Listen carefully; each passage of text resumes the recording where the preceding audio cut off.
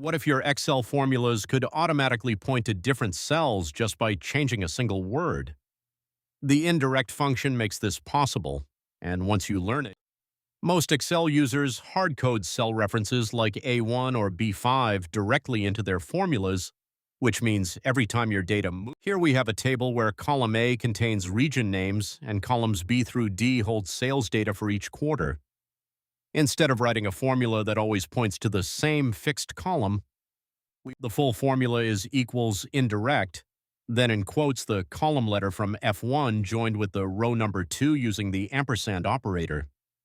Indirect takes that combined. Look at that. Cell F2 now shows 5200, which is exactly the Q1 value for the North region pulled dynamically from column B.